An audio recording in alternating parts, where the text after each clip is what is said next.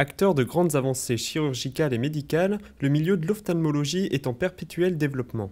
En l'espace d'une trentaine d'années, des chirurgies telles que celle de la cataracte ont atteint des niveaux records de succès et de performance avec en 2014 près de 800 000 opérations réalisées. Mais les progrès ne se situent pas seulement dans la chirurgie. Aujourd'hui, on a dans la cataracte donc la micro-incision, c'est un grand progrès. En plus, les cristallins artificiels qu'on met en place, eh bien, ils corrigent aujourd'hui l'astigmatisme et il y en a même pour lesquels on peut faire la vue de près et la vue de loin.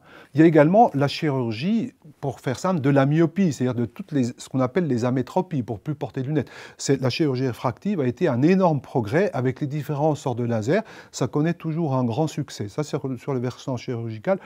Toute la chirurgie de la rétine également a connu d'énormes progrès dans les décollants de rétine et toutes les affections liées à l'âge au niveau de la rétine. C'est l'aspect chirurgical. Sur l'aspect médical, il y a eu un énorme progrès dans la dégénérescence maculaire liée à l'âge. Les progrès techniques permettent de corriger efficacement de nombreuses pathologies oculaires tout en réduisant les risques pour des centaines de milliers de patients. Mais l'optimisation de ces pratiques ne permet pas de désengorger les services ophtalmologiques qui sont de plus en plus bouchés. Une solution en développement serait le travail aidé. Alors le travail aidé, il y a certains de nos collègues d'ailleurs qui l'ont déjà bien compris, qui permettent de diminuer leur file d'attente, eh bien c'est d'avoir par exemple nos collaborateurs dont on participe à l'éducation, par exemple comme les orthoptistes, qui nous aident à faire des consultations, des chiffrages d'acuité visuelle, des examens, et effectivement ça c'est une chose qui existe déjà en France chez nous. Il y a un autre aspect très particulier qui fait un petit peu peur au départ, c'est de décentraliser la lecture des images, puisque nous on peut acquérir beaucoup d'images, comme une radiologie, si vous voulez, qu'on va expédier à l'étranger et qu'on va faire lire par des personnes qui n'auront pas forcément une qualification de médecin, mais qui sauront dire par ce qu'on appelle un algorithme, c'est-à-dire des solutions à double entrée, oui ou non, si l'image est normale ou pas. Et à partir de ça, on pourra effectivement orienter les gens, puisque le problème, nos systèmes de santé sont encombrés par des gens qui n'ont pas de maladie, si vous voulez. Ce n'est pas de leur faute, c'est pas du tout de leur faute, mais si on avait un pré-triage, si vous voulez, qui pourrait nous orienter comme ça permettrait d'économiser des ressources aussi. Une solution encore sujette à de vifs freins sociétaux du fait de la dématérialisation de la consultation. Le futur de l'ophtalmologie s'oriente donc vers une optimisation du service de consultation et les technologies médicales et chirurgicales continuant à évoluer, que pouvons-nous imaginer comme innovation? Alors il faut évidemment citer la phrase de Niels Bohr, le grand atomiste, la prédiction est difficile, surtout en ce qui concerne le futur. Mais le futur de l'ophtalmologie, c'est déjà ce qui se fait maintenant.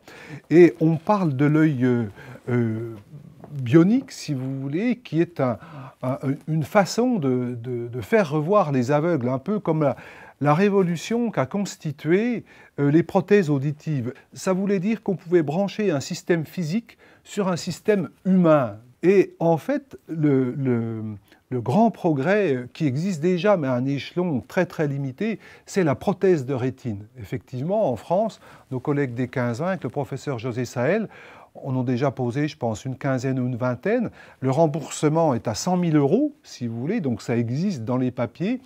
Les résultats ne sont pas fantastiques, mais néanmoins, ce sont des gens à qui on disait « vous serez définitivement aveugle », à qui on peut aujourd'hui leur dire « mais peut-être qu'il y a une solution pour vous ». Alors, il ne faut pas se précipiter non plus, mais quelque chose dont on n'osait pas parler, aujourd'hui, ça fait partie du présent. Donc ça, c'est fantastique.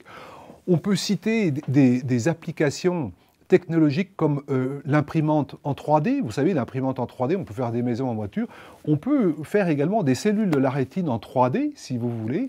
Et puis également la thérapie génique qui a connu beaucoup d'écueils, si vous voulez, mais qui en ophtalmologie, pour des maladies très très ciblées, a des applications non plus seulement chez l'animal, mais aussi chez l'homme.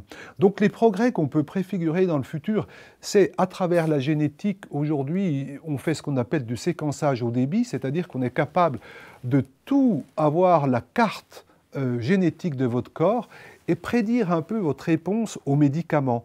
Donc on pourra mieux orienter votre traitement, faire des économies certainement à long terme, mais mieux considérer l'individu en particulier. Donc ça, c'est vraiment des progrès qui vont être rencontrés en ophtalmologie, mais grâce à l'apport d'autres spécialités plus basiques comme la génétique, par exemple, pour donner un exemple.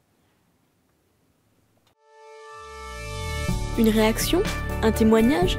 Commentez ce reportage sur dijonsanté.fr.